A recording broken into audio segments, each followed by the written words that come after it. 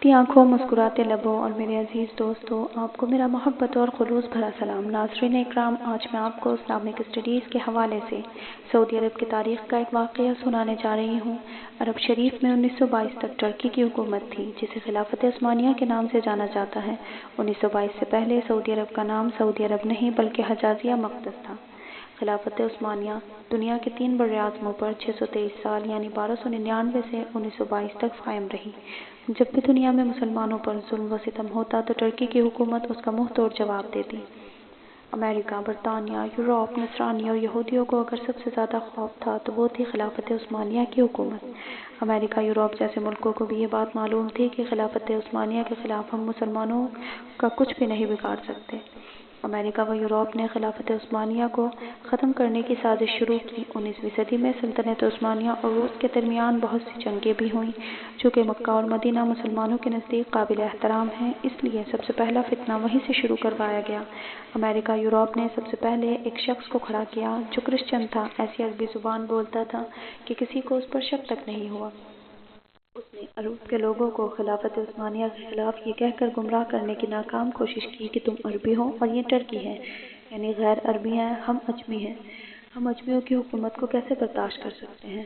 پر لوگوں نے اس کی ایک نہ مانی۔ یہ شخص لارنس آف عرابیہ کے نام سے مشہور ہوا۔ پھر امریکہ نے ایک اور شخص کو کھڑا کیا جس کا نام تھا عبدالوہاب نجدی۔ عبدالوہاب نجدی کی ملاقات عرب کے ایک سوداگر سے ہوئی جس کا نام ابن سعود تھا۔ اس نے ابن سعود کو عرب کا حکمران بنانے کا لالچ دیا۔ پھر ابن سعود نے مکہ، مدینہ اور ترکی کے خلاف جنگ شروع کر دی۔ مکہ، مدینہ اور طائف کے لاکھوں مسلمان ابن سعود کی ڈاکو فوج کے ہتھے شہید ہوئے۔ جب ترکی نے یہ دیکھا کہ ابن سعود ہمیں عرب سے نکالنے اور خود حکومت کرنے کے لیے مکہ مدینہ شریف کے لوگوں کو بے قصور مسلمانوں کو شہید کر رہا ہے، تب ترکی نے عالمی طور پر یہ اعلان کر دیا کہ ہم اس پاک سرزمین پر قتل و غارت پسند نہیں کرتے۔ اس وجہ سے خلافت عثمانیہ کو ختم کر دیا گیا، جس کی وجہ سے 40 نئے ممالک وجود میں آئے۔ پھر عرب اور مسلمانوں کا زوال شروع۔ حجازی مقدس کا نام 1400 سال کی تاریخ میں پہلی بار بدل کر ابن سعود کے نام پر رکھ دیا گیا۔ سعودی عربیہ کا ذکر احادیث میں بھی ملتا ہے اور اسی وجہ سے سرکار دو عالم صلی اللہ علیہ وسلم عرب کے شہر نجد کے بارے میں دعا نہیں فرمائی تھی۔ اسی نجد میں ابن عبدالوہاب نجدی پیدا ہوا، جس سے انگریزوں نے ایک نئے مذہب کی بنیاد ڈالی، اور یہی شہر مسلمان قذاب اور جائے پیدائش بھی ہے۔ لیکن دنیا بھر کے مسلمانوں کی آنکھوں میں دھول جھونکنے کے لیے انگریزوں نے اسے نجد شہر کا نام بھی تبدیل کر کے ریاض رکھ دیا، جو آج کل سعودیہ اور دارالحکومت میں جنت البقیع اور جنت المعالی میں صحابہ رضوان اللہ اجمعین اور اہل بیت علیہم السلام کے مزارات پر بلڈوزر چلایا گیا اور تمام قبروں کی بے حرمتی کر کے ان کو ملیامٹ کر دیا گیا۔ بدقسمتی سے آج بھی کئی بھولے بھالے مسلمان انہی قبروں کو سنت کے مطابق سمجھتے ہیں، حالانکہ 1922 سے پہلے وہ ایسی نہ تھی۔ حرم شریف کے جن دروازوں کے نام پر صحابہ اور اہل بیت کے نام تھے، ان کا نام السعود کے نام پر رکھ دیا گیا۔ آپ یہ ساری معلومات انٹرنیٹ کے علاوہ تاریخ کی کتابوں سے بھی پڑھ سکتے ہیں۔ انگریزوں نے اپنی اس سازش کو کامیاب کرنے پر 1962 میں ہالی ووڈ نے لارنس آف عرابیہ کے نام سے ایک فلم بھی بنائی جو بہت زیادہ بار دیکھی جا چکی ہے۔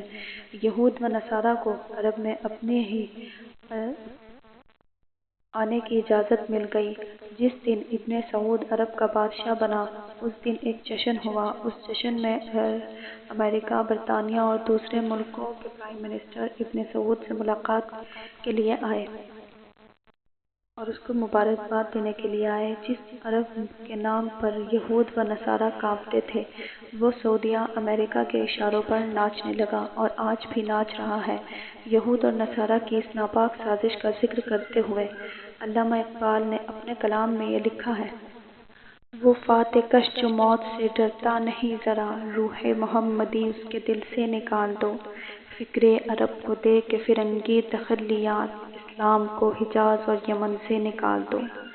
اللہ تعالیٰ مسلمانوں کو ایسے فتنوں سے محفوظ فرما کر پھر سے خلافت عثمانیہ کی دولت عطا فرمائے، ہمیں ماضی کے تلخ حقائق کو سمجھنے کی عقل عطا فرمائے، آمین ثم آمین یا رب العالمین۔ التمشتوان نور حسن۔ Thank you very much for watching this video. Like the video, subscribe the channel and don't forget to press the bell icon button. Allah Hafiz.